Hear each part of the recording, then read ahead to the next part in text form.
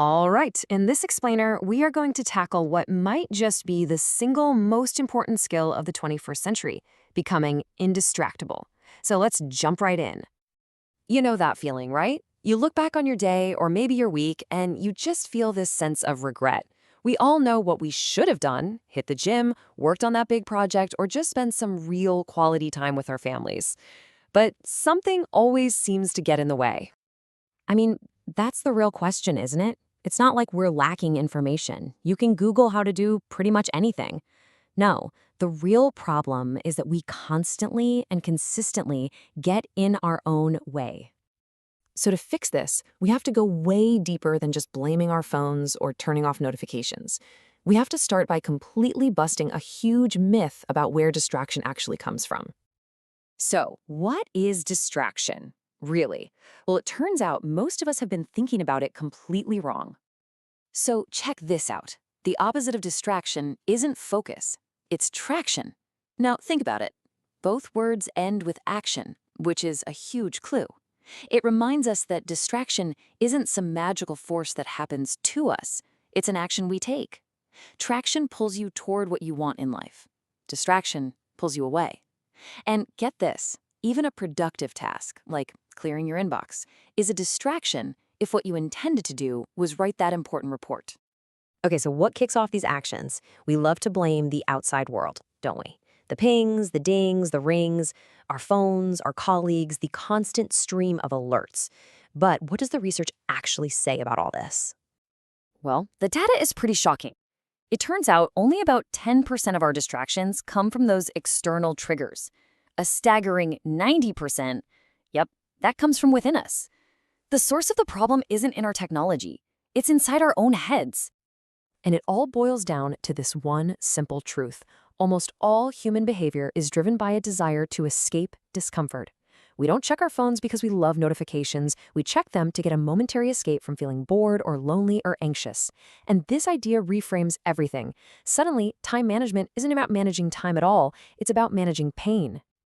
Okay, so if distraction starts from the inside, as this attempt to escape discomfort, how in the world do we fight back? Well, there's a really practical 4-step model for becoming indistractable. I want you to think of this framework as your new superpower for actually doing what you say you're going to do. And the sequence here is absolutely critical. You have to start by mastering your internal triggers first. Then, and only then, can you build an external world, your schedule, your tech, your commitments to support you.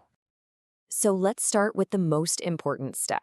Because honestly, if you don't get a handle on your internal triggers, the other 3 steps are basically impossible to stick with for any length of time. One of the absolute best techniques for mastering these uncomfortable feelings is surprisingly simple. It comes from a type of therapy called acceptance and commitment therapy, and it's called the 10-minute rule. Here's how it works. The next time you feel that urge, that itch to check social media or grab a snack when you're not hungry, you tell yourself, sure, I can do that, but not right now, in 10 minutes. This simple act of delaying the impulse is a game changer. It proves you're in control, and you start to build this muscle of agency over your impulses. And what's wild is that a lot of the time, after those 10 minutes are up, the urge is just gone.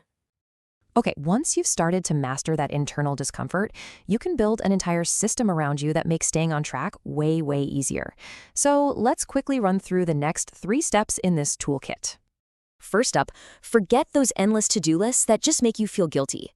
The key here is to use a time box calendar. You plan your inputs, your time and attention, not just your outputs. Because if you don't plan time for it on your schedule, it probably won't happen. And this goes for everything: deep work, time with your kids, and even just time for yourself. All right, now we finally get to deal with that 10% of external triggers.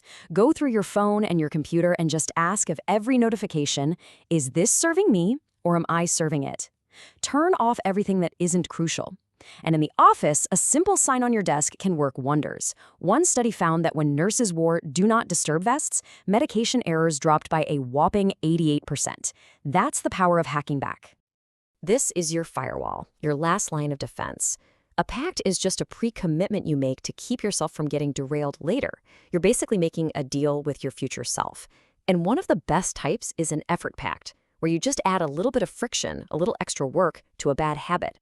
And here is just a perfect example of an effort pact. To protect his sleep and family time, the author, Nir Eyal, put his internet router on a cheap outlet timer from the hardware store. Every night at 10 p.m., the internet just shuts off. Now, could he go turn it back on? Of course, but that little bit of extra effort was just enough friction to make him stick to his plan. It's so simple, but so powerful. When you put it all together, becoming indistractable is really about a fundamental shift in your mindset. It's about moving from this feeling of being powerless to a place where you know you have agency. For years, we've all been told that willpower is this finite resource, right? That it's like a muscle that gets tired or a phone battery that runs out. This idea has a name: ego depletion. But what if that whole story isn't quite right? That's right. When researchers replicated the original studies, they found something incredible. The only people whose willpower ran out were the people who believed it was a limited resource. That's it. Believing that your brain is hijacked or that you just have no self-control, well, that can become a self-fulfilling prophecy. Look, an indistractable person isn't some perfect superhuman. They still get distracted. Of course they do. The difference is they don't let it happen over and over again. They learn from it, they get curious about what happened, and then they use these 4 steps to adjust their system so that the same distraction doesn't get them tomorrow. So let's stop thinking that tech companies or our bosses are stealing our focus. The power has always been in our hands. Becoming indestructible is a skill, not some innate gift. And just like any other skill, it's something you can start learning today.